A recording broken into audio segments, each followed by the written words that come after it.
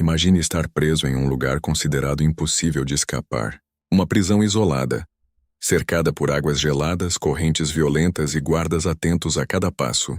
Agora pense, será que seria possível vencer todas essas barreiras e desaparecer sem deixar rastros? Essa é a história da fuga de Alcatraz, o presídio mais temido e misterioso dos Estados Unidos. Antes de mergulharmos nesse enigma real, já aproveita para curtir esse vídeo e se inscrever no canal Fugas Impressionantes. Aqui, a cada episódio, você conhece os planos mais ousados e as fugas mais inacreditáveis da história. Vamos juntos reconstruir um dos maiores mistérios criminais do século XX. Alcatraz não era uma prisão qualquer.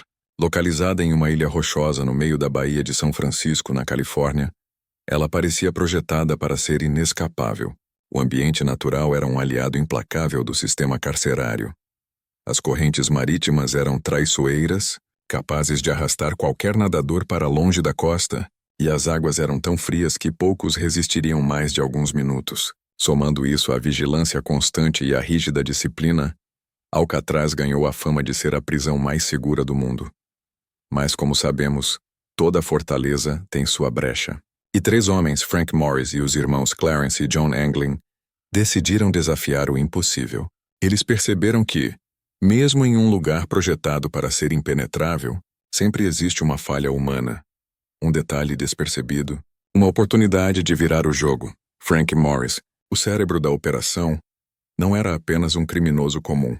Ele tinha inteligência acima da média e já havia tentado escapar de outras prisões. Os irmãos Anglin, por sua vez, tinham habilidades manuais invejáveis, fruto de anos de trabalho e adaptação à vida dura. Juntos, eles começaram a planejar o que muitos acreditariam ser loucura. Cavar um túnel usando colheres roubadas do refeitório. Mas isso era só o começo.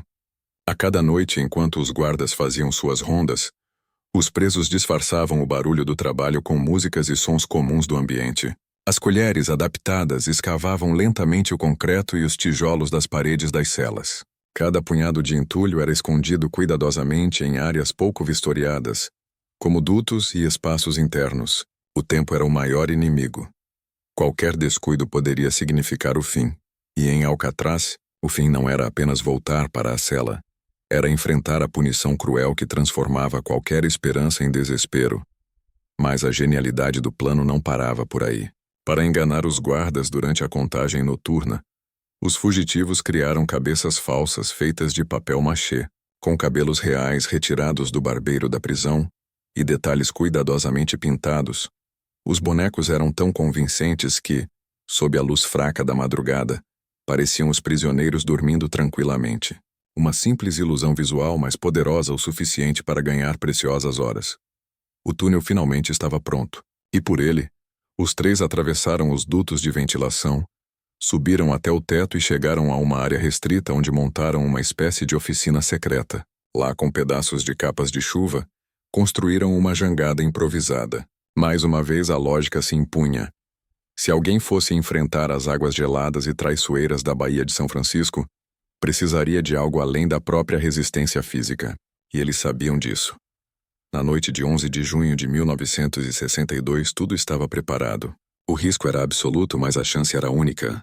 Enquanto as cabeças de papel machê enganavam os guardas, Morris e os irmãos Anglin rastejavam pela escuridão dos corredores secretos de Alcatraz. Cada passo ecoava como um martelo na mente deles. Se fossem descobertos, tudo estaria perdido. Mas naquela noite nenhum alarme soou. Eles alcançaram o ponto final.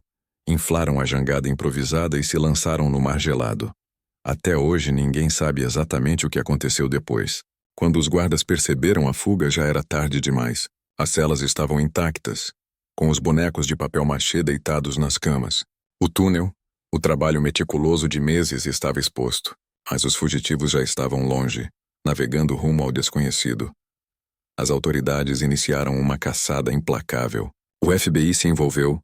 Barcos patrulharam a baía. Helicópteros sobrevoaram a região. E mergulhadores vasculharam as águas. Tudo que foi encontrado foram alguns pertences. Uma carteira, fragmentos de capas de chuva e remos improvisados. Nenhum corpo foi localizado. E assim nasceu o maior mistério de Alcatraz. Será que Morris e os irmãos Anglin conseguiram escapar com vida? ou se perderam para sempre nas águas geladas de São Francisco. O governo norte-americano declarou oficialmente que a fuga terminou em tragédia, acreditando que os 3 morreram afogados. Afinal, a temperatura da água era baixíssima e as correntes poderiam ter arrastado os fugitivos quilômetros além do esperado. Mas muitos investigadores independentes, jornalistas e até familiares discordam. Relatos ao longo das décadas apontam possíveis avistamentos dos irmãos Anglin, cartas misteriosas enviadas à polícia e até fotografias de homens mais velhos vivendo na América do Sul. Esse mistério é o que mantém a fuga de Alcatraz viva até hoje. Uma operação tão ousada que, mesmo décadas depois, continua despertando fascínio e dúvidas. Se eles morreram, se tornaram mártires de um plano impossível. Se sobreviveram, escreveram o capítulo mais surpreendente da história das fugas. E assim chegamos ao final dessa primeira parte da nossa análise. Alcatraz nos mostra que, por mais seguras que sejam as muralhas, o verdadeiro campo de batalha é a mente humana. Frank Morris e os irmãos Anglin provaram que inteligência, paciência e coragem podem transformar até o impossível em realidade. Mas e você? O que acha? Eles conseguiram chegar ao outro lado ou foram vencidos pelas águas da Bahia? Se gostou dessa história, não esquece de deixar o like e se inscrever no canal Fugas Impressionantes. Essa é a melhor forma de apoiar o projeto e garantir que você vai acompanhar outras histórias igualmente fascinantes. Agora que já temos a visão geral da fuga, precisamos mergulhar nos detalhes mais íntimos do plano e da execução, porque é justamente aí que a genialidade dessa operação ganha contornos quase cinematográficos. O que aconteceu dentro daqueles muros, passo a passo, é o que transforma essa história em uma das fugas mais impressionantes já registradas. Frank Morris foi o cérebro, mas nada teria dado certo sem a dedicação silenciosa dos irmãos Anglin. O trio não podia deixar vestígios. Cada gesto tinha que parecer parte da rotina. Cada ferramenta improvisada precisava ser escondida com perfeição. Eles começaram explorando a estrutura de suas celas. Perceberam que atrás das grades havia dutos de ventilação com revestimento de concreto e tijolos relativamente frágeis. Isso seria a porta para a liberdade, mas também o ponto mais vulnerável. Se algum guarda percebesse poeira, rachaduras ou algo fora do normal, todo o esforço iria por água abaixo. Para disfarçar o progresso da escavação, eles fabricaram falsas grades de papelão pintado. Essas grades eram encaixadas na parede, de modo que, de longe, pareciam parte da estrutura original. O que os guardas viam era apenas uma parede intacta. O que eles não viam era o túnel que crescia, noite após noite, com o som abafado pelas músicas que os prisioneiros colocavam em rádios contrabandeados. O uso das colheres como ferramenta pode parecer um detalhe curioso, mas é a prova da engenhosidade deles. Adaptadas, afiadas contra o chão de cimento, as colheres se tornaram instrumentos de escavação. Imagine o esforço físico e a paciência necessária para retirar pedaço por pedaço do concreto mais duro. Não era apenas força, era estratégia. Cavar na medida certa, sem pressa excessiva, para não comprometer a estrutura e não chamar atenção. À medida que o túnel se expandia, o problema seguinte era onde esconder os escombros. Aqui entra outro toque de genialidade. Parte do entulho era colocado dentro de buracos do próprio sistema de ventilação. Outra parte espalhada discretamente no pátio, misturada à terra. Nada podia sobrar. Cada grão de pó era um risco. E então vem talvez o detalhe mais icônico da fuga. As cabeças de papel machê. Elas não eram simples bonecos improvisados. Eram verdadeiras obras de arte dentro do contexto prisional, moldadas com uma mistura de sabão, pó de cimento e papel higiênico, depois pintadas cuidadosamente com tinta da oficina da prisão, ganharam vida com cabelos humanos recolhidos do salão de barbear. Os guardas, acostumados a rondas rápidas e a ver os prisioneiros apenas pela fresta da cela, jamais desconfiaram. Durante a madrugada, ao passar em frente às camas, viam homens aparentemente adormecidos, respirando profundamente no silêncio da noite. Mas o que respirava ali era apenas ilusão. O ponto crítico da operação era o tempo. Cada etapa dependia de sincronização absoluta. Eles não podiam se arriscar a sair antes de todos estarem prontos, nem depois, quando a vigilância aumentava. O plano foi amadurecido ao longo de meses, sempre na sombra, sempre com o risco iminente de descoberta. Finalmente, chegou o grande dia, 11 de junho de 1962. O coração de cada um batia como um tambor acelerado. Eles sabiam que não haveria segunda chance. Se algo desse errado, não seria apenas o fim da fuga, mas a certeza de punição brutal. No silêncio da madrugada, cada um colocou sua cabeça falsa sobre o travesseiro. Deitou-se e esperou o momento certo. Quando os guardas passaram, o disfarce funcionou. Nenhum alarme foi disparado. Era o início da noite mais arriscada de suas vidas. Eles se esgueiraram para fora das celas, atravessando o túnel que haviam cavado com suor e paciência. O túnel os levou até um corredor de manutenção, uma área da prisão que poucos viam. Ali, os três respiraram a liberdade pela primeira vez em meses, mas ainda restava o maior desafio: sair da ilha. Nesse espaço escondido, eles já haviam construído sua jangada improvisada. Foram mais de 50 capas de chuva costuradas e coladas umas às outras para criar um bote inflável. Também fabricaram coletes salva-vidas do mesmo material. Com uma bomba improvisada, conseguiram inflar a embarcação. Tudo isso montado com restos e objetos que, aos olhos distraídos dos guardas, não passavam de lixo. O relógio marcava quase meia-noite quando eles carregaram a jangada até a beira da água. O vento frio cortava o ar. À frente, as ondas violentas e as águas geladas esperavam como um inimigo invisível. Mas naquele instante não havia espaço para medo. Era agora ou nunca. Com um último olhar para trás, Morris e os irmãos Anglin empurraram a jangada e se lançaram na escuridão da Baía de São Francisco. Naquela mesma noite, a prisão continuava em silêncio. Guardas caminhavam pelos corredores, convencidos de que todos dormiam em suas celas. A ilusão estava completa. Quando o dia amanheceu, a realidade se revelou.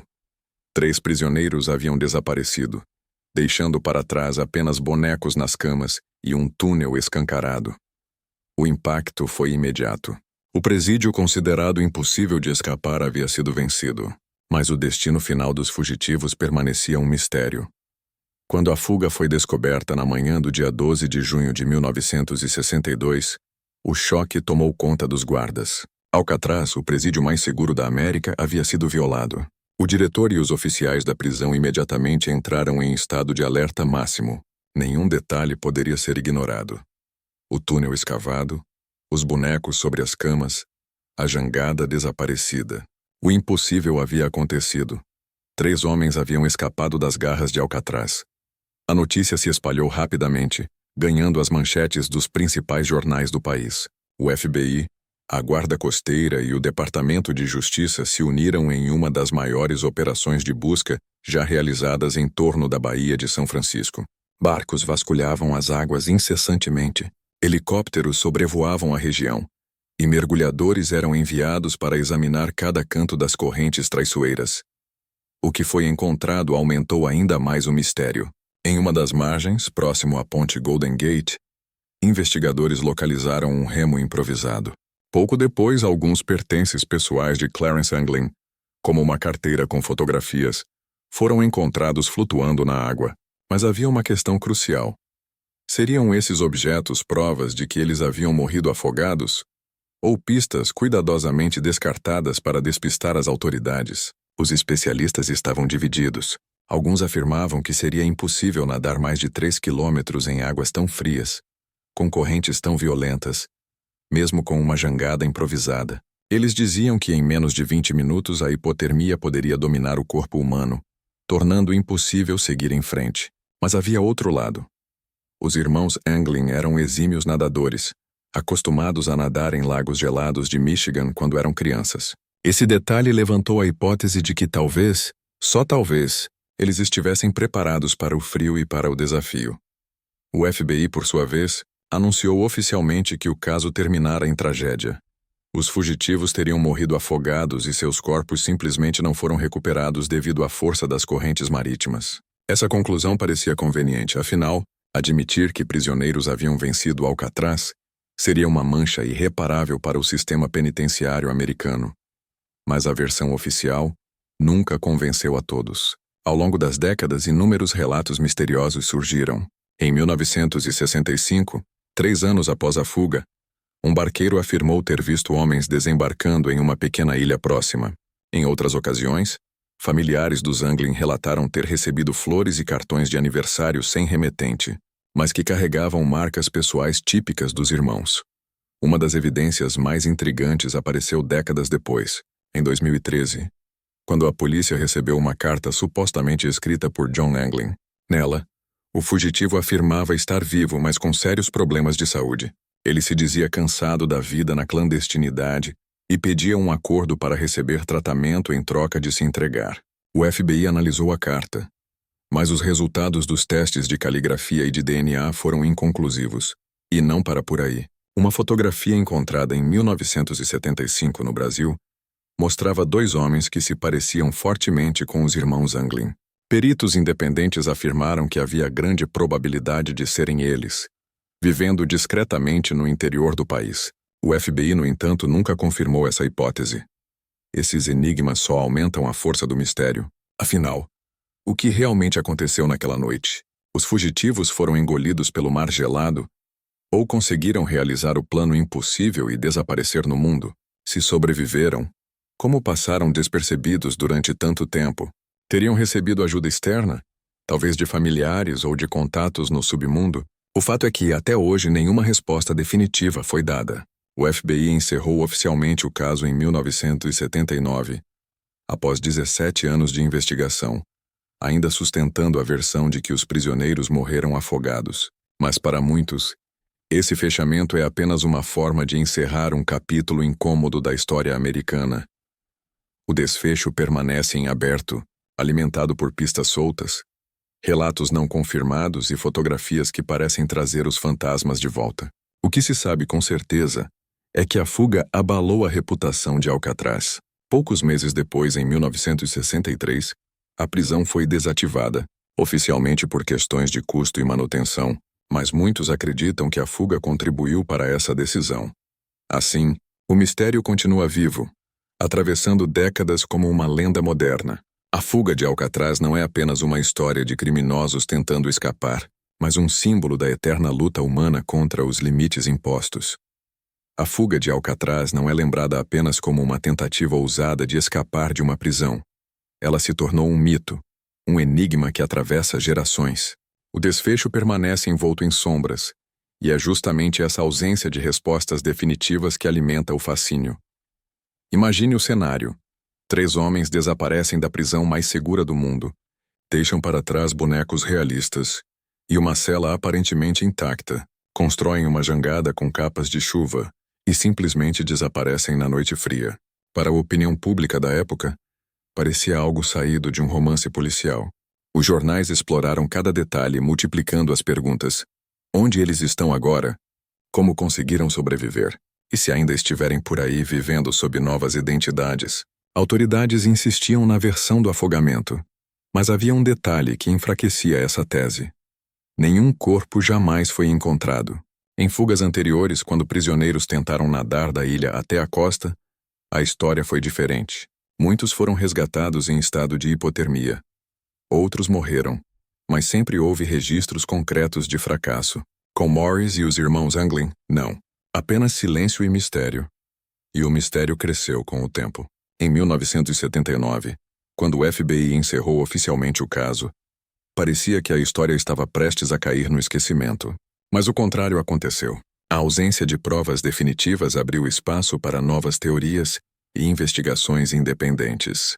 Documentários, livros e até filmes foram produzidos, cada um oferecendo sua versão do que pode ter acontecido naquela madrugada. Os irmãos Anglin, em particular, ganharam um tom quase lendário. Muitos acreditam que receberam ajuda externa. O raciocínio é simples. Sozinhos, em uma jangada improvisada, seria quase impossível sobreviver. Mas com apoio, seja de familiares, seja de comparsas, a chance aumenta. Relatos de parentes apontam que a família Anglin se mostrava misteriosamente confiante de que os irmãos haviam sobrevivido. Há histórias de visitas secretas, telefonemas estranhos e até cartas sem assinatura que pareciam vir deles. Já sobre Frank Morris, as teorias são menos numerosas, mas igualmente intrigantes. Ele era considerado o mais inteligente do grupo, capaz de planejar cada detalhe com precisão. Alguns acreditam que, se alguém conseguiu permanecer invisível por tanto tempo, esse alguém foi Morris.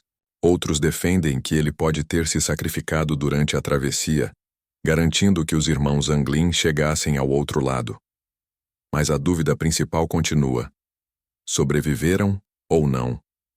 A ciência oferece argumentos contra. Correntes marítimas na Baía de São Francisco são imprevisíveis, e a temperatura da água pode causar choque térmico rapidamente. Especialistas afirmam que, sem treinamento específico, mesmo nadadores experientes dificilmente resistiriam por muito tempo. A jangada improvisada, por mais engenhosa que fosse, estava longe de ser confiável. O risco de naufrágio era enorme. Por outro lado, estudos recentes de oceanografia sugerem que, naquela noite específica, as correntes poderiam sim ter levado uma jangada até áreas seguras ao norte da Bahia, perto da região de Marin County. Isso abriria a possibilidade de que eles tenham chegado à costa e desaparecido sem serem notados. Esse equilíbrio entre lógica científica e lacunas de investigação é o que mantém o enigma tão vivo. É uma história onde cada detalhe pode mudar a interpretação.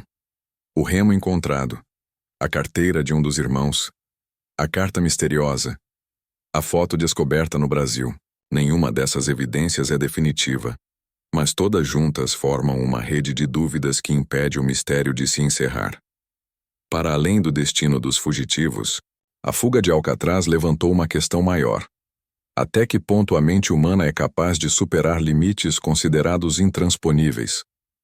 Morris e os irmãos Anglin demonstraram que disciplina, engenhosidade e coragem podem transformar até uma prisão cercada por mar em apenas mais um desafio a ser vencido.